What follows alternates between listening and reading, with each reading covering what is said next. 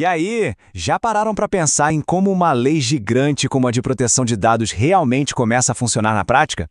Bom, hoje a gente vai mergulhar no capítulo final da LGPD, a Lei Geral de Proteção de Dados, para entender certinho como ela foi implementada e o que ela mudou na internet aqui no Brasil.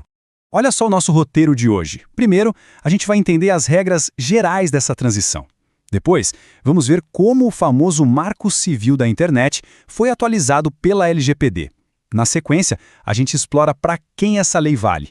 E, por fim, vamos ver o cronograma, quando cada parte realmente passou a valer. Então, vamos começar pelo começo, né? Pelas regras do jogo. Essa primeira parte aqui funciona como se fosse um manual de instruções da lei. É ela que define como a LGPD se encaixa com outras leis que já existiam, sabe? Tudo para garantir que a transição para as novas regras de dados acontecesse da forma mais tranquila possível. Pois é, nenhuma lei surge do nada. E a LGPD mexe com uma peça que é fundamental para a internet brasileira, o Marco Civil. Ele é tipo a nossa Constituição da internet. Então bora ver exatamente o que foi que mudou por lá. É aqui que a coisa começa a ficar bem interessante. O artigo 60 vai direto ao ponto. Ele altera o Marco Civil. E na prática, isso dá dois novos superpoderes para a gente, os usuários, sobre os nossos próprios dados pessoais. E o primeiro desses novos direitos é basicamente o direito de ser esquecido. Pensa só, sabe aquela rede social ou aquele app que não se usa mais? Com essa mudança, ao encerrar a conta, é possível exigir que todos os dados fornecidos sejam apagados para sempre. É um controle muito maior sobre a nossa pegada digital. O segundo direito fundamental é o fim daquela coleta exagerada de dados. A regra agora é bem clara. As empresas só podem usar os dados que são estritamente necessários para o serviço que elas oferecem e que foi autorizado. Acabou aquela história de coletar informações só por via das dúvidas. Isso coloca um freio bem importante nos excessos, né? Ok, a lei existe. Mas para quem ela vale de fato? A seguir, a gente vai responder exatamente isso. Vamos descobrir se as empresas de fora do Brasil e até aqueles bancos de dados mais antigos também precisam seguir as novas regras. E olha, não tem para onde correr. O artigo 61 deixa claro que mesmo as empresas estrangeiras que operam aqui no Brasil estão sim debaixo dessa lei. Se elas têm um representante, uma agência ou qualquer filial por aqui, elas podem ser notificadas e precisam cumprir as mesmas regras que todo mundo. A lei também tem um olhar especial para áreas mais sensíveis, como a educação.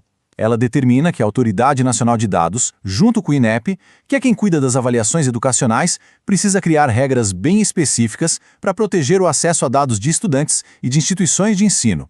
Isso mostra um cuidado extra com essas informações. E o que acontece com todos aqueles bancos de dados que já existiam muito antes da lei ser criada? Bom, este artigo resolve isso. A Autoridade Nacional ficou com a tarefa de criar um plano de adaptação gradual.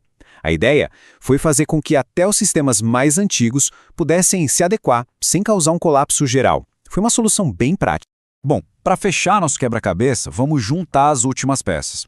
A gente vai ver como essa lei convive com outras proteções que já existiam e, o mais importante de tudo, vamos decifrar o cronograma que ditou quando cada parte da LGPD começou a valer de verdade. Um ponto super importante aqui é que a proteção de dados só aumenta. O artigo 64 garante que os direitos dessa nova lei se somam aos que já existiam. Em outras palavras, nenhuma proteção anterior foi perdida. Pelo contrário, a gente ganhou mais uma camada de segurança. Uma lei tão complexa como essa não podia ser simplesmente ligada como um interruptor de um dia para o outro.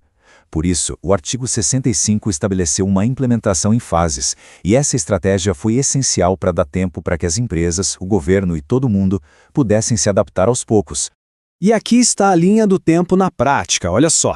A parte estrutural da lei, a criação da autoridade de dados, começou a valer lá no final de 2018. Já as partes mais temidas, as multas e sanções, só chegaram em agosto de 2021. E todo o resto da lei entrou em vigor 24 meses depois da publicação oficial, completando o ciclo. Então, para a gente amarrar tudo, o Marco Civil da Internet foi atualizado e deu mais poder para os usuários sobre seus dados. Foram criadas regras bem claras que valem para todo mundo, incluindo empresas estrangeiras e sistemas antigos. E, o mais importante, tudo isso foi implementado de forma inteligente, em fases, para garantir uma transição mais suave. Isso tudo deixa a gente com uma pulga atrás da orelha para refletir. Será que essa implementação em fases realmente ajudou as empresas e o governo a se adaptarem melhor? Ou, no fim das contas, só adiou o inevitável? É uma questão super importante sobre o impacto real da lei